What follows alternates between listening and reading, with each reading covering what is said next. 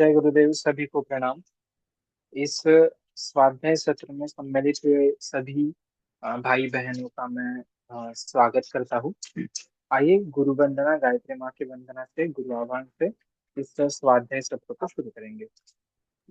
पहले अ, हाँ साहिल बोलिए। तुम्हारा वीडियो नहीं दिख रहा है।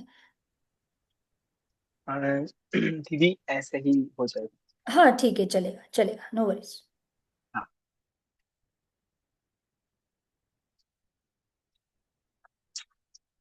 ओम अज्ञानतिमिरान्धस्य ज्ञानाञ्जनशलाकया चक्षुरुन्मीलितं येन तस्मै श्रीगुरवे नमः। मातृवत्सलालयित्री च पितृवत् मार्गदर्शिका नमोऽस्तु गुरुसत्ताय श्रद्धा प्रज्ञायुता च या। ॐ श्री गुरवे नमः। आवाहयामि स्थापयामि ध्यायामि ततो नमस्कारं करोमि। ओम आयातु वरदे देवी त्रयक्षरे ब्रह्मवादिनी गायत्री छंदसा मातः ब्रह्मयोनिर्नमोस्तुते। ओम श्री गायत्रे नमः। आवाहयामि स्थापयामि ध्यायामि ततो नमस्कारं करोमि।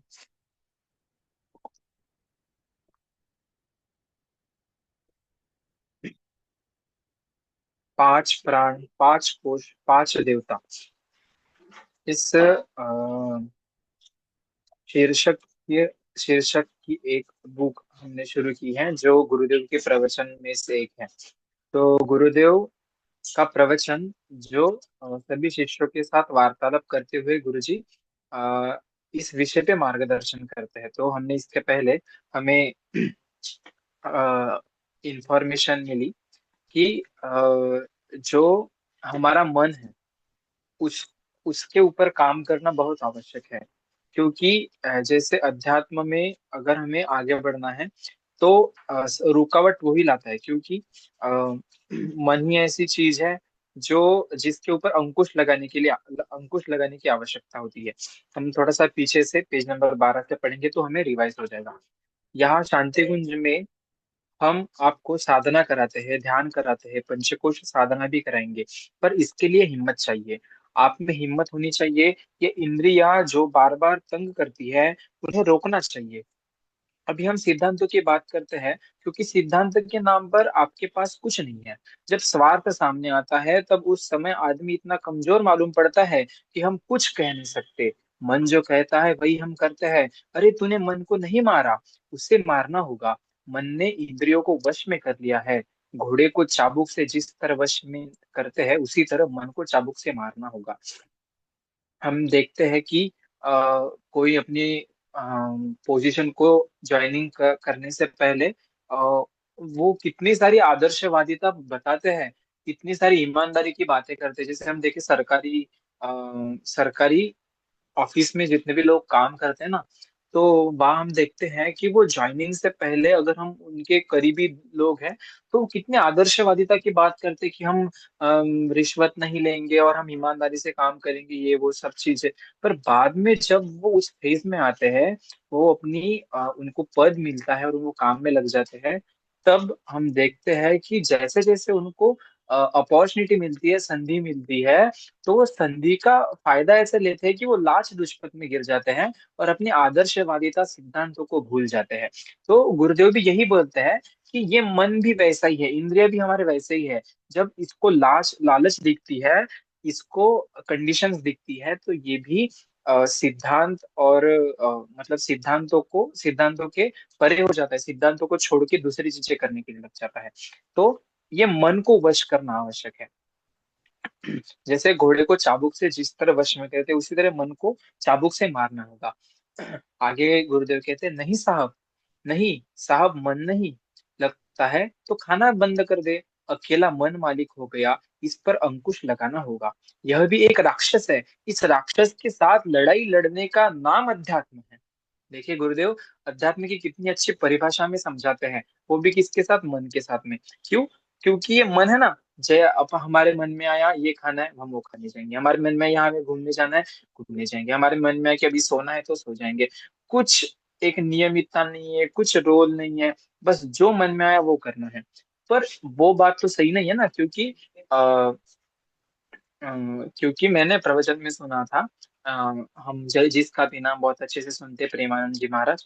एक बार मैं सुन रहा था तो वो बता रहे थे कि ये जीवन तो सब लोग जीते हैं, है ना, परंतु इस जीवन को क्रमशील जीना या नियमितता से जीना, एक आदर्श जीवनी से जीना, आदर्श दिनचर्या से जीना, यही एक सुंदर जीवन होता है। नहीं तो पशु पक्षी भी जीते हैं, सभी लोग जीते हैं ना।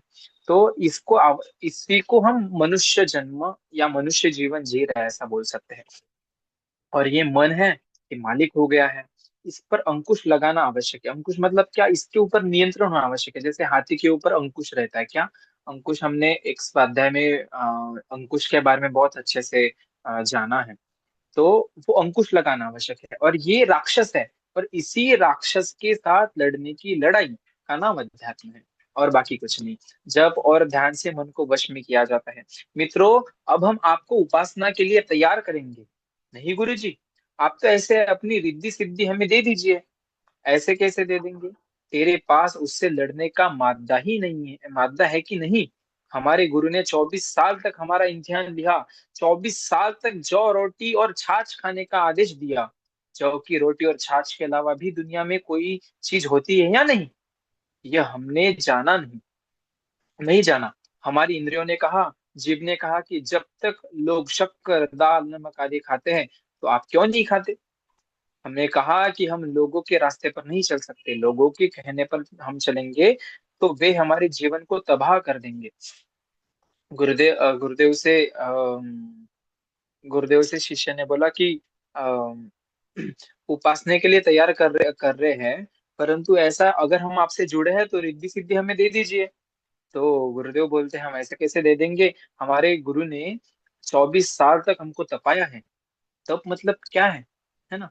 गुरुदेव ने जो किया है हमें आदर्श दिलाता है। देखिए कि गुरुदेव यही बता रहे हैं कि हम देखते हैं कि श्री कृष्ण भगवान को 56 भोग लगता है, और गुरुदेव ने क्या खाया? सिर्फ छाछ, रोटी, और वो भी बिना नमक की, नमक भी नहीं उसमें। तो इतने सारे व्यंजन, स्वादिष्ट व्यंजन अगर दुनिया में है, फिर भी गुरुदेव ने, दादा गुरु ने उतना ही खाने का आदेश दिया। और गुरु जी ने 24 साल तक सिर्फ एक ही अन्न खाया। हम अगर दो दो दिन हमारे घर में अगर दाल बनती है तो हम अपने मम्मी के ऊपर भड़क उठते हैं कि क्या रोज का दाल दाल लगा के रखा है, बोर हो गया है, कुछ नया बनाइए, है ना। या कुछ कपड़े हमारे 2 दिन 2-3 महीने पहन लिए, तो हम बोलते हैं कि अरे अरे बोर हो गए ये कपड़े से, अभी ये कपड़े नहीं चाहिए, हमें नए कपड़े चाहिए। तो पर ये इसको ही तब बोलते कि मितव्ययिता, जितना है अपने पास उसी में समाधानी रहना। और एक एखादा उद्देश्य साध्य करने के लिए कंसिस्टेंसी मेंटेन करना, और गुरुदेव ने वही किया। और गुरुदेव बोलते हैं कि लोग उनको कहते थे कि खाओ बढ़िया, शंभो शक्कर खाओ, नमक खाओ, या मस्त व्यंजन मिलते वो खाओ। तो गुरुदेव बोलते हैं कि लोगों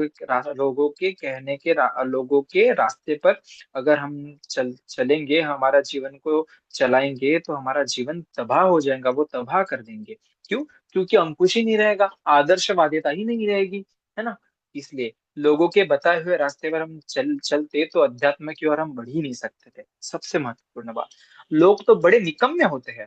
जहां तक सिद्धांतों का, आदर्शों का सवाल है, वे बेकार हैं।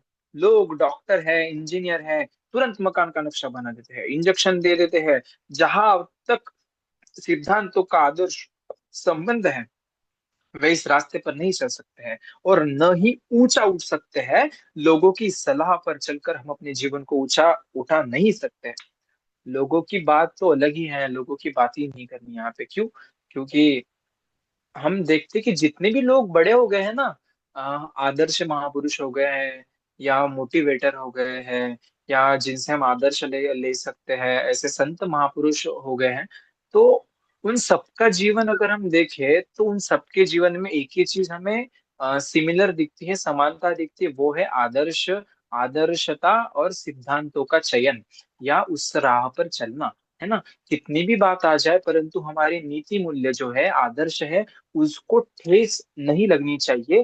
इसका ध्यान प्राण जाए पर वचन न जाए। जो प्रभु श्री रामचंद्र जी ने मर्यादा पुरुषोत्तम होकर के इस जग को आदर्श बताया, तो वही है ना। महात्मा गांधी जी है, परम पूज्य गुरुदेव है, स्वामी विवेकानंद जी है, अब्दुल कलाम है ना, पंडित जवाहरलाल नेहरू है। ऐसे कितने सारे लोग हो गए हैं, है ना। राष्ट्र संत तुकडो जी महाराज है। इन सभी लोगों ने आदर्शों के ऊपर चलकर अपना जीवन ऊंचा उठाया। सामान्य लोग तो सामान्य इसीलिए वो सामान्य है, ताकि इसीलिए सामान्य है क्योंकि वो आदर्श के ऊपर, सिद्धांतों के ऊपर नहीं चल रहे। डॉक्टर इंजीनियर को हम देखते ही, ये तो एग्जाम्पल बताया गुरुदेव ने। ये तो बस कंडीशन आगे की चेंज, कैसे कैसे हम लोगों से पैसा खींच सकते हैं। ये बहुत गलत चीज है।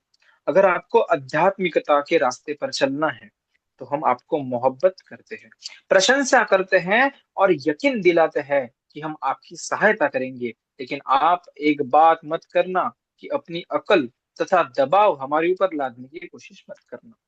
हम गुरुदेव बोलते हैं, हम आपको उस राह पर चलाएंगे जहाँ पे आपको मोहब्बत भी मिलेगी, आपकी हम आपकी प्रशंसा भी करेंगे। परंतु आपको ये काम करना है कि हमारे ऊपर आप दबाव नहीं डाल सकते, क्योंकि हमें पता है कि आपको किस दिशा में लेके जाना है, किस टाइम में लेके जाना है, किस स्पीड में लेके जाना है, वो सब हमें पता है। बस आपको हमारे इशारों पर चलना होगा। हम इससे इनकार करते हैं। प्रहलाद ने अपने संबंधियों की बात मानने से इनकार कर दिया था। हमारे शरीर में लोभ मोह वासना के रूप में जो संबंधी है, उनकी बातों को मानने से हम इनकार करते हैं, जो हमें एक कदम भी आगे बढ़ने नहीं देते हैं। मतलब जो रुकावट लाते हैं, हम उनको हर समय इनकार करते हैं। जैसे प्रहलाद की बात हुई, है ना। अम, हमारे शरीर में लोभ मोह वासना के रूप में जो संबंधी है, उनकी बातों को मानने से हम इनकार करते हैं। क्यों? क्योंकि ये आगे नहीं बढ़ने देती है। इनसे लोहा लेने का नाम अध्यात्म है। इनके साथ जो भी करना है ना, लोगों के साथ लड़ने से अच्छा इनसे इनके साथ लड़ो, इनके साथ लोहा लो। तो क्या होगा कि तुम्हारा जीवन बहुत अच्छा बनेगा। अपने परिवार वालों की हमें सहायता करनी पड़ती है। हमारी बीवी है, उसे हमने अग्नि को साक्षी देकर पत्नी बनाया है। उसे पढ़ाना, संस्कारवान बनाना, उसके भविष्य की चिंता करना हमारा कर्तव्य है। परंतु जहां तक सिद्धांत की बात है, हम किसी को हावी नहीं होने देंगे। किसी रिश्तेदार को हम हावी नहीं होने देंगे। मीराबाई के ऊपर रिश्तेदार हावी हो रहे थे और कह रहे थे कि तुम्हें हमारे सिद्धांतों को मानना चाहिए। मीरा अपने स्तर पर जीवन जीना चाहती थी, जैसा कि उसके गुरु राजा सिंह ने बताया था। परंतु उसके खानदान वाले मना कर रहे थे। मीरा ने गोस्वामी तुलसीदास जी को एक चिट्ठी लिखी कि आप बतलाइए कि हम क्या करें। घर वाले इस प्रकार कर रहे हैं और हमारी अंतरात्मा दूसरी बात कर रही है। हर आदमी सलाह देता है कि आदर्श और सिद्धांत पर मत चलो। गुरुदेव यहाँ पे बताते हैं कि हमारे कर्तव्य क्या है, हमारी पत्नी है, उसको हमें क्या क्या बताना है, क्या सिखाना है, ये सब चीजें हमें पता है। परंतु रुकावटें कहाँ पे आती है अध्यात्म में? जब हमारे परिवार वाले रिश्तेदार हमारे ऊपर अपनी बातें थोपते हैं, लादते हैं, है ना। वो हमारे सिद्धांतों को नहीं मानते और अपनी ही चीजों का बढ़ावा करते हैं और हमारे ऊपर थोप देते हैं। तो वो चीज अध्यात्म के में आगे जाने के लिए अड़थड़ा लाती है। तो वही चीज की मीराबाई के ऊपर वही प्रसंग आया। उसके भक्ति में कुछ चीजें रुकावट ला रही थी, तो उन्होंने उनके गुरु राजा सिंह को पूछा। तो वही हुआ। और फिर उन्होंने तुलसीदास जी को चिट्ठी लिखी कि बताइए कि हम क्या करें। घर वाले इस तरह कह रहे हैं कि हमारी अंतरात्मा दूसरी बात कह रही है। फिर क्या होगा? तो मेरा भाई आगे कहती है, एक हमारा ईमान तथा दूसरा हमारा भगवान के अलावा कोई नेक सलाह नहीं देता है। मीरा की चिट्ठी के जवाब में तुलसीदास जी ने लिखा, जाके प्रियन राम बै देहि, तीजिए ताहि कोटि बैरी सम, यद्यपि परम स्नेही। है ना। इस चौपाई मतलब यहाँ पे तुलसीदास जी ने उनको उनके प्रश्न का उत्तर दिया। जाके प्रियन राम बै, उसका विश्लेषण आगे है। यह किसकी बात कर रहा था? हिम्मत वालों की, शक्तिशाली ताकत वालों की बात कर रहा था ना। यह शरीर की ताकत नहीं है, यह तो डाकुओं के पास भी होती है। अक्ल वालों का तो कहना ही क्या है, सारे अक्ल वाले जेल खाने में रहते हैं। डकैती, चोरी, जालसाजी, स्मगलिंग आदि सभी में ये माहिर होते हैं। अक्लवान की तलाश करनी है तो कभी जेल खाने चले जाइए। अक्ल हम सही मायने में उसे कहते हैं जो सिद्धांतों के लिए आगे बढ़ने के लिए तैयार हो। सिद्धांतों के मामले में अपनी अक्ल, अपनी हिम्मत यदि आगे आगे चलाने को तैयार हो तो हम आपको अध्यात्म सिखाएंगे। गुरुदेव कहते हैं, हम देखते हैं ना कि चोरी करनी भी कोई मामूली चीज नहीं है। चोरी करने के लिए भी हमें चतुरता होनी आवश्यकता है। हमें समझना है कि अ, हमें क्या करना है, उसकी भी प्लानिंग होती है, उसकी भी स्टडी होती है। तो उसे भी अक्ल की आवश्यकता होती है। पर गुरुदेव बोलते हैं कि उसको हम अक्ल नहीं कहते हैं। सिद्धांतों के लिए जो आवश्यक है, आगे बढ़ने के लिए तैयार हो, उसको हम अक्ल कहेंगे। तो गुरुदेव बोलते हैं हम क्या क्या सिखाएंगे उसमें, अध्यात्म में सूक्ष्म शरीर की साधना सिखाएंगे। अगर आप पहलवान बनना चाहते हैं तो चलिए हमारे साथ अखाड़े में उतरे बिना आप पहलवान नहीं बन सकते। इसी प्रकार जब आपका भीतर वाला हिस्सा हमारी बातों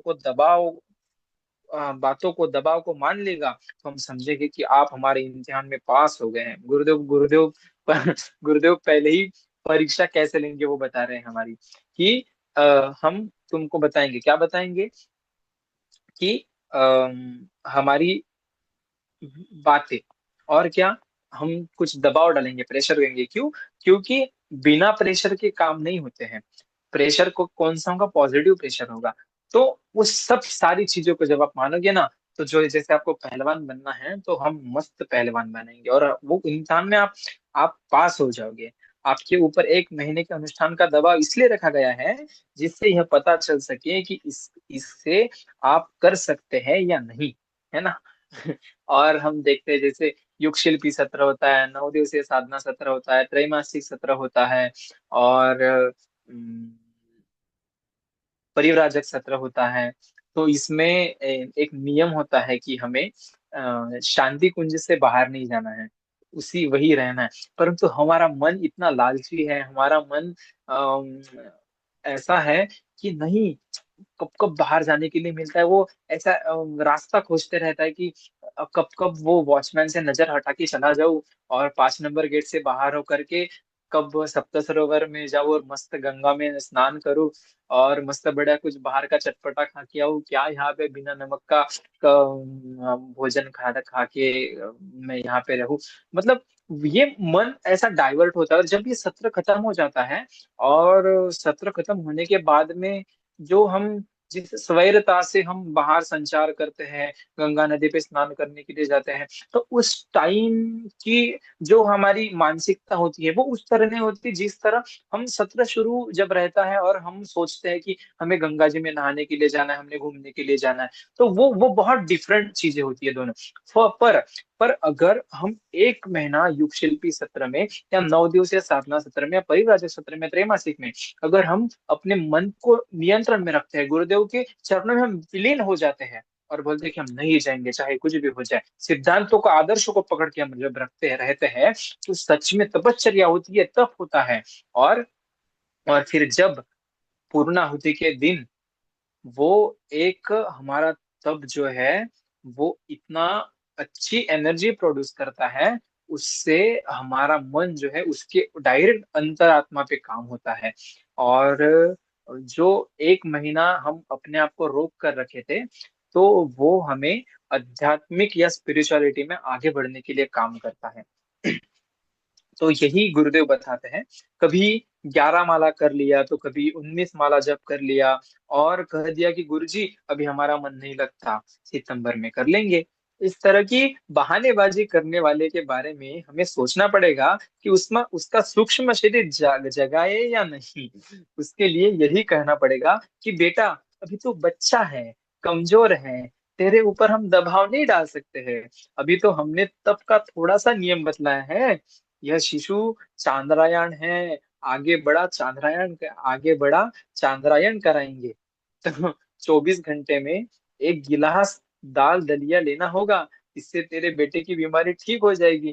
तो देखिए मतलब ये शिष्यों की कैसी विचारधारा होती है, गुरुदेव यहाँ पे बता रहे हैं कि मतलब यही है ना कि मन का ही है। जैसे मैंने युग शिल्पी के सत्र में या त्रैमासिक सत्र में हमारे मन की स्थिति जो होती है, वो मैंने जैसे आपको एक्सप्लेन किया, वैसे ही गुरुदेव बताते हैं कि अगर आध्यात्मिकता में आगे बढ़ना है तो नियमों के साथ, सिद्धांतों के साथ, आदर्शवादिता के साथ हमें आगे बढ़ना होगा। और दबाव, प्रेशर, ये हमें आगे बढ़ने के लिए है, क्योंकि मन के नचाए नाचते पागल ही कहते हैं उन्हें। पर मन को विचारों में रखेगा, बस वही मानव बने। तो हमें अगर मानव बनना है तो मन को विचारों में रखना पड़ेगा, उसको एक चौकट में रखना पड़ेगा, उसके ऊपर अंकुश रखना पड़ेगा। किसका? गुरुदेव के नियमों का, है ना, प्रोटोकॉल्स का, उसके ऊपर अंकुश होना आवश्यक है। तो चांद्रायण साधना में 24 घंटे में एक गिलास दाल दलिया लेना होगा।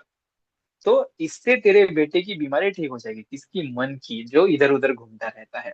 जन्माष्टमी के दिन बच्चे उपवास करते हैं। वे अपनी मम्मी से पूछते हैं कि हम रोटी या शाक खाए अथवा दोनों चीजें ले।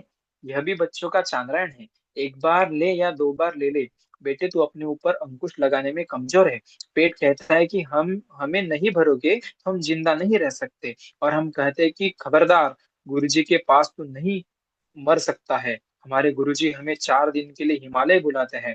हिमालय में न फल है न मूल है, पत्तियों के सहारे जीना पड़ता है। चना की तरह, पालक बथुआ की तरह पत्तियां होती है, जिसे उबाल कर खा लिया जाता है तथा जिंदा रहा जाता है। इससे हमारा शरीर कमजोर नहीं होता था। शरीर कमजोर हो भी तो हमारा सूक्ष्म शरीर ताकतवर होता चला जाता है। तू कहता है कि मांस बढ़ा दीजिए। बेटे, मांस बढ़ाने से कोई फायदा नहीं है तथा मांस के घटने से कुछ नुकसान भी नहीं है। असली शक्ति हमारे भीतर है, जिसे हम सूक्ष्म शरीर कहते हैं। आगे चलकर हम इसे ही शक्तिशाली बनाने का उपक्रम बताने वाले हैं। तो आध्यात्मिकता में आगे बढ़ना है तो गुरुदेव हमें बताते हैं कि सूक्ष्म शरीर, पहले हम अभी आगे बढ़ रहे हैं कि सूक्ष्म शरीर को ताकतवान बनाना है। और सूक्ष्म शरीर को ताकतवान बनाना है तो नियम सिद्धांत आवश्यक है। अगर हम अपने सिद्धांतों के साथ नहीं चलेंगे, नियमों के साथ नहीं चलेंगे, तो फिर गुरुदेव ने इसके पहले बताया कि तू तो छोटा बच्चा है, तू दबाव के साथ नहीं चल सकता। तू दबाव तुझे सहन नहीं हो सकता। यही है ना, क्योंकि छोटे बच्चे का काम वही होता है, उसको बस खाना है। उसको पता है कि मैं खाऊंगा नहीं तो मैं मर जाऊंगा। तो यही है कि हमें सूक्ष्म शरीर को मजबूत बनाना है। किससे? साधना से। हमारे भीतर शक्तियों के 5 भंडार हैं। उनको खोलने का तरीका पंचकोश अनावरण कहलाता है। गुरुदेव बताते हैं 5 शक्तियों के भंडार है, तो उनको खोलने का तरीका पंचकोश अनावरण कहलाता है। हमारे स्थूल शरीर एवं सूक्ष्म शरीर में अनेकों ग्लैंड्स हैं, जिसमें हार्मोन ग्रंथियां, जिसे हार्मोन ग्रंथियां कहते हैं। साइंस के विद्यार्थी इसको अच्छी तरह से समझ सकते हैं। इस तरह की बहुत छोटी छोटी ग्रंथियां हैं जो हमारे मन को नियंत्रित करती है। इनमें प्रमुख है आज्ञा चक्र, जिसमें पॉजिटिव और निगेटिव 2 तरह के करंट चलते रहते हैं। यह मस्तिष्क को कंट्रोल करती है। मस्तिष्क में जो शक्ति भरी पड़ी है, उस समय से 7% ही काम आती है। गुरुदेव बताते हैं इनमें से प्रमुख क्या है? छोटे छोटे ग्रंथियां हैं, मन को नियंत्रित करती है, पर इनमें से प्रमुख है आज्ञा चक्र, जिसमें पॉजिटिव और निगेटिव दोनों ही करंट चलती है ना। मस्तिष्क को कंट्रोल करती है। और मस्तिष्क में इतनी शक्ति भरी पड़ी है, उसमें से सिर्फ 7% ही काम आती है। 93 बेकार पड़ी रहती है। फिजियोलॉजी वाले इसे जानते हैं। अगर आज्ञा चक्र हमारा जग जाए तो 93 को भी हम पकड़ सकते हैं। सोचिए, देखिए, हम सोच सकते हैं 7% कहा, 93% कहा, कितना बड़ा रेशो है ना ये। अगर सच में ये 93% भी, 7 + 93 100% अगर हमने यूज किया, 7 तो पहले से ही कर रहे हैं, 93 अगर उसमें ऐड हो जाए तो कितना अच्छा चमत्कार हो जाएगा। हम सोच नहीं सकते। देखिए ना, जैसे देखिए, हम अभी समझ सकते हैं कि गुरुदेव ने इतनी सारी किताबें कैसी लिखी, या जो साइंटिस्ट है, या जो बहुत विचारवंत है, जो बहुत बड़े बड़े लोग हैं, जिनके सोच को हम समझ नहीं सकते। तो यही है कि ये इनका आज्ञा चक्र जागरूक है, और ये इन्होंने 7 +7 के साथ 93% भी यूज किया है। संजय ने इसके सहारे ही महाभारत का कृत्य दिखाया था। जो संजय बताता था, है ना, आज्ञा चक्र हमारा टेलीविजन है। अगर यह जागृत हो जाए तो सारे संसार के समाचार हम ज्ञात कर सकते हैं।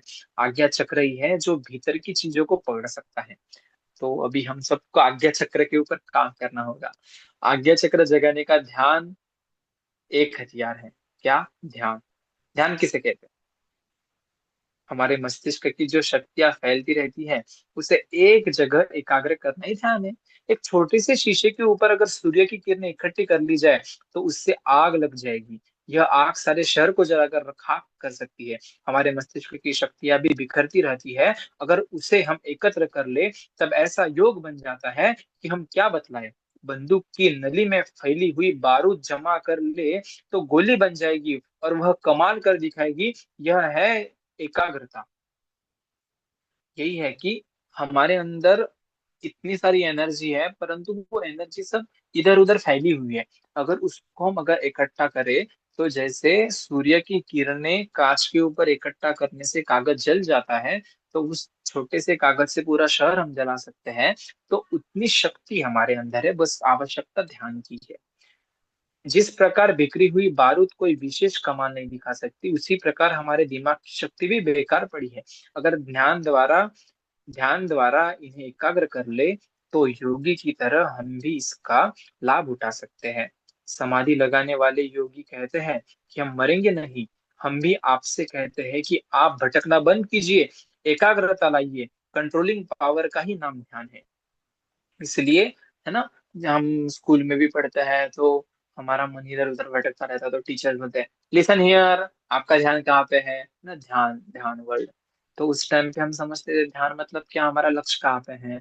हम कहा मतलब हम हमारा मन इधर उधर भटक रहा है, तो वो मन को बस जो सर पढ़ा रहे या मैम पढ़ा रहे उनके ऊपर ध्यान देना है, कॉन्सेंट्रेट करना है। परंतु अगर हम उसको इस एग्जाम्पल के साथ जोड़ेंगे तो कितना बड़ा लॉजिक है ना, कि वो ध्यान कॉन्सेंट्रेट कर मतलब फोकस करना है, उसी को ध्यान कहते हैं। तो वो ध्यान ही ऐसी एक चीज है जो हमारी एनर्जी को यूटिलाइज करने में, पॉजिटिव यूटिलाइज करने में काम करती है। इसलिए भटकना बंद कीजिए, एकाग्रता लाइए। हम ऐसी शक्ति इकट्ठी कर लेते हैं कि उसका क्या कहना।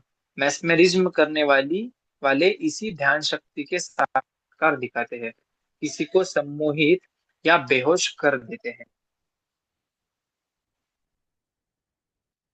तो यही है ना कि शक्ति शक्ति का केंद्रीकरण होता है, यहाँ पे विकेंद्रीकरण नहीं होता है।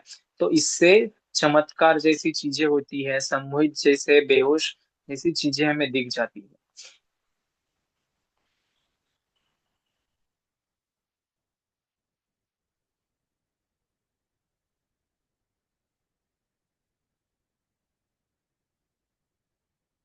आगे बढ़ते हैं। आपको हम आरंभिक ध्यान शाम को आधा घंटा सिखाते हैं। मैस्मेरिज्म अभी नहीं बतलाते हैं। ध्यान के अंतर्गत हम आपको जो कौशन देते हैं उसे मानिए। इसे जब आप करने लगेंगे तो अगला वाला उच्च स्तरीय ध्यान बाद में सिखाएंगे। यह मत कहिए कि गुरुजी हर चीज को जल्दी कर दीजिए। पिताजी, मेरी भी मुझे निकाल दीजिए। आपकी इतनी बड़ी है, आज ही भगवान दिखा दीजिए। भगवान का दर्शन करा दीजिए। सिद्धि दिखा दीजिए। चुप, मूर्ख कहीं का। बच्चे के एक दिन में कहीं दाढ़ी निकलती है क्या? गुरुदेव और शिष्यों का ये जो वार्तालाप है, जो प्रवचन में है, इतना मजेदार है और समझने में भी आसान है। और देखिए ना कितनी अच्छे तरह से गुरुदेव बता रहे कि जो भी चीज करनी है वो धीरे धीरे होगी। क्यों? उसको एक्सपीरियंस करना है, उसको उसके साथ काम करना है, उसकी क्वालिटी बढ़ानी है। तो यही है कि गुरुदेव बताते हैं पहले हम छोटा ध्यान सीखेंगे, उसके बाद में मैस्मरिज्म या बड़े बड़े उच्च स्तरीय ध्यान बाद में सीखेंगे। इसी तरह पात्रता एवं पवित्रता के विकास के बिना ईश्वर दर्शन भी संभव नहीं। यही है ना कि हमारी पात्रता होनी चाहिए सब। मैं जब जब मैं स्वाध्याय करता हूँ या किसी से सत्संग होता है या कुछ वार्तालाप होता है, तो उससे कंक्लूजन यही निकलता है कि गुरुदेव के अगर हम शिष्य बने हैं तो हमें अपनी पात्रता बढ़ानी है। बस उस चीज पर हमारा फोकस होना चाहिए, ना कि हम अपना नाम कैसा बढ़े, मैं कैसे फेमस हो जाऊं, या मेरे फॉलोअर्स कैसे बढ़े, या मैं कैसे कैसे बड़ा बड़ा काम करूं। हाँ हाँ, बिल्कुल नहीं। बस हमें क्या करना है, हमारी पात्रता बढ़ानी। क्यों? क्योंकि हमारे गुरुदेव के पास इतना सारा भंडारा है। तो जितना जितना हमारे पास कंटेनर होगा उतने तो हम कंटेन कर सकते हैं ना। जैसे नदी है, नदी के पास जितना कंटेन करने का सोर्स होता है या जितना कंटेनर होता है उतना कंटेन करती है। अगर उसका ज्यादा होगा, ओवरफ्लो हो जाती है, तो वो भी काम का नहीं है ना, विनाश होता है उससे। तो और सागर कैसा है, वो बहुत बड़ा है, उसमें सब पूरा समा जाता है। तो हमारी पात्रता बढ़ानी है, कैसी? सागर जैसी, जिसमें सारी चीजें एक्सेप्टेंस से आ जाए। और हमारा क्या होगा, हमारे मन में क्या चाहिए, नम्रता चाहिए। विद्या विनयेन शोभते, मराठी में कितना अच्छा स्लोगन है ना। नम्र झाला भूता तेने कोंडिले अनंता। तो ये ज्ञान हमें अगर अर्जित करना है तो हमें पात्रता बढ़ानी होगी, और पात्रता के साथ क्या आवश्यक है, पवित्रता। क्योंकि उसमें दूषितता आ गई तो फिर वो ज्ञान कोई काम का नहीं होगा। अ, वि- पात्रता और पवित्रता के विकास के बिना ईश्वर दर्शन भी संभव नहीं। बारूद का सबसे बड़ा जखीरा हमारे भीतर बड़ा पड़ा है। हम अगर अपने संकल्प बल का कारतूस चला देंगे तो कमाल हो जाएगा। डायनामाइट के इस एक सिरे में आग लगा देंगे तो वह जलाने लगता है तथा बड़े पहाड़ को भी उड़ा देता है। हमारे भीतर भी एक प्रकार का डायनामाइट है। उसके भीतर ध्यान की शक्ति काम करती है, इसके द्वारा हम सब कुछ कर सकते हैं। गुरुदेव यहाँ पे एग्जाम्पल के द्वारा बताते हैं कि हम अम, हमारे हमारे अंदर बहुत ज्यादा, हमारे भीतर में बारूद भरा पड़ा है। उसके ऊपर कारतूस चला, संकल्प बल का कारतूस चलाना होगा तो बहुत अच्छा कमाल हो जाएगा। डायनामाइट जो रहता है, उसका यूज करने के लिए बस हमें ध्यान की शक्ति का आवश्यकता है। अगर वो हमने कर लिया तो हम कुछ भी कर सकते हैं। तो ये पैराग्राफ के साथ हम रुकते हैं। आगे हम इसके आगे हम कल बढ़ेंगे। तो 5 मिनट अभी बाकी है। तो इसके ऊपर किसी को कुछ डाउट है या किसी को कुछ बताना है या आपको कुछ लगता है तो आप कृपया शेयर करें और बता सकते हैं।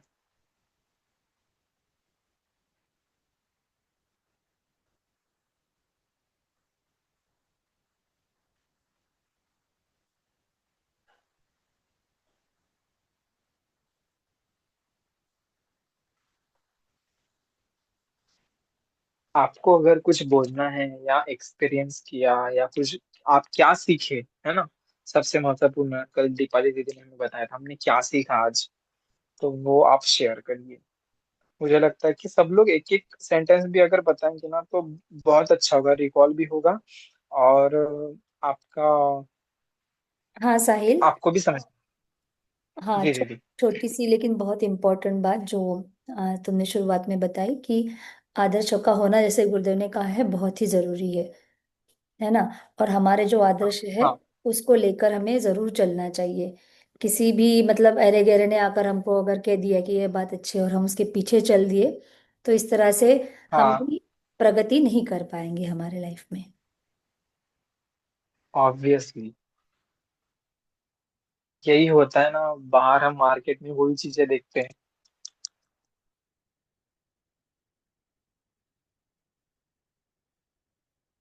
अभी कितना टाइम बाकी है दीदी? शायद 1 या 2 ही मिनट बाकी है। चलो शांति पाठ कर लेते हैं, बाद में जितना टाइम बचेगा हम बात बात करेंगे। हाँ हाँ। आइए आइए शांति पाठ करेंगे, विश्व शांति के लिए प्रार्थना करेंगे। सभी अपनी अपनी जगह पे ठीक से बैठेंगे, ध्यान लगाएंगे और गुरुदेव से, गायत्री माता से प्रार्थना करेंगे कि विश्व शांति हो। ओम द्यौः शान्तिरन्तरिक्षं शान्तिः।